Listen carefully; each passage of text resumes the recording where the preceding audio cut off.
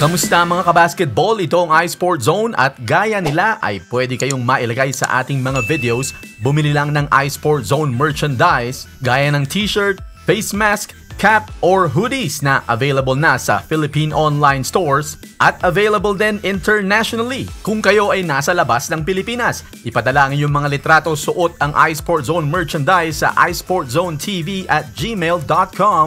Ang mga link sa online store ay nasa description ng video na inyong pinapanood.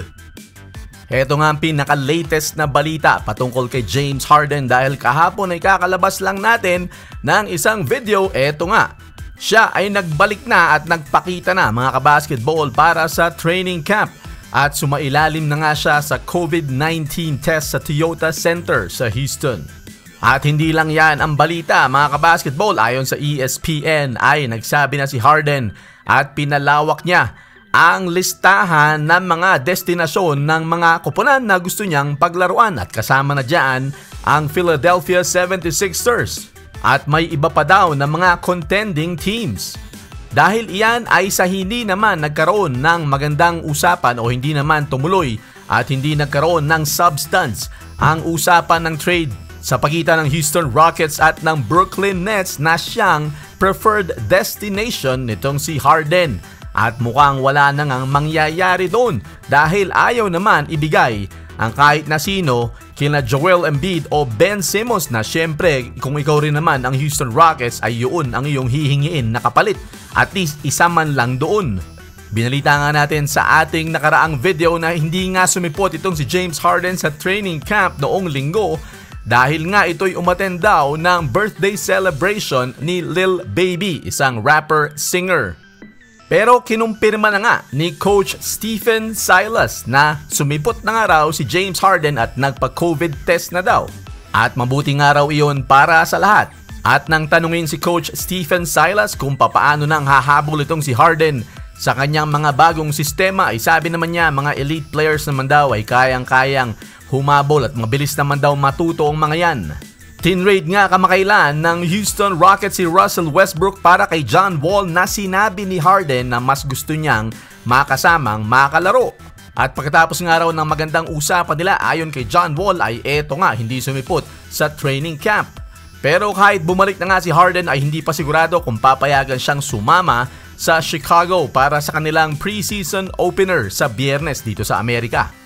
Sa kaugnay na balita mga kabasketball dahil mukhang wala na nga mangyayari sa Brooklyn Nets Houston Rockets trade involving James Harden ay sinabi nga niya na isang preferred destination niya ay itong Philadelphia 76ers pero mukhang malabo rin ito ayon sa ilang mga eksperto. Bakit mga kabasketball? Dahil ang bagong general manager ngayon ng Philadelphia 76ers ay itong si Daryl Morey na kamakailan nga lang ay tinanggal at pagkatapos nga lumipat nga sa Sixers pero meron silang hindi magandang relasyon na ng may-ari ng Houston Rockets at syempre hindi niya gustong ibigay si James Harden para mag-reunion na naman ang dalawa sa Philadelphia.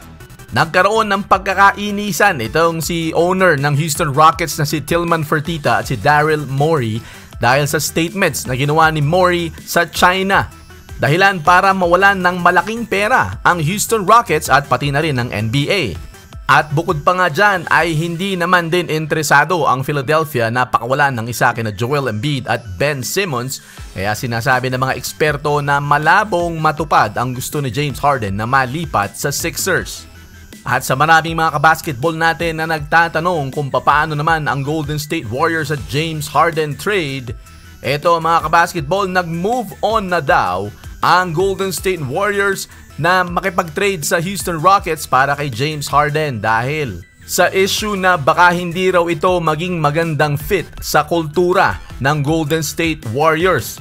Dahil ang Golden State Warriors ay isang koponan at isang organisasyon na naniniwala sa collaboration at team play at may accountability ang bawat player. May mga umiikot kasi na balita na si James Harden ay ine-envision ng Golden State Warriors na maging kapalit sa papel na ginampanan ni Kevin Durant noon.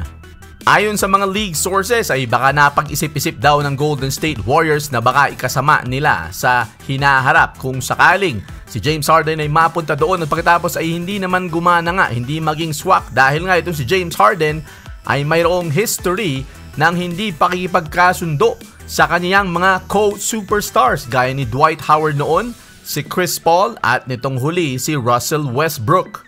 At ang common denominator sa lahat ng yun, nag-alisan yung tatlong superstars na yun, ay syempre si James Harden ang natira.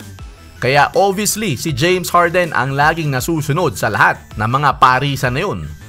Bukod sa mga kuponan na nabanggit natin ay wala naman masyadong nagkakaroon ng interest dito nga kay James Harden. Kaya saan mapapadpad itong si James Harden? Baka pinakamabuti sa kanya ay tanggapin na lang niya ang kanyang papel sa Houston Rockets at ayusin ang kanilang pagpapares nitong si John Wall at kasama na din itong si DeMarcus Cousins. Baka sakaling magbunga pa ng maganda. Ayan mga kabasketball, ang pangalawang sunod na araw na balita natin patungkol sa drama na ito involving James Harden and the Houston Rockets. Abangan na lang natin ang susunod na update kung maglalaro na ba siya sa preseason at sa pag-umpisa ng NBA sa December 22. Sa Pilipinas, mabibili ang iSport Zone merchandise sa Merchiful.com at sa Shirtley.ph at sa Marquis Clothing Line sa Facebook. At kung nasa labas ka naman ng Pilipinas, Teespring.com nagde-deliver sa buong mundo. Iniimbitahan ko nga pala kayo mga kabasketball na tumungo at bisitahin o mag-follow na rin sa iSport Zone Gaming sa Facebook. Naglalaro po tayo ron ng NBA 2K20 at 2K21 featuring ang My Career ni Kai Soto at naglalaro din ako ng boxing Fight Night Champion kasama si Manny Pacquiao. Mag-iwan ng comment, click like, share, and subscribe. This is iSport Zone.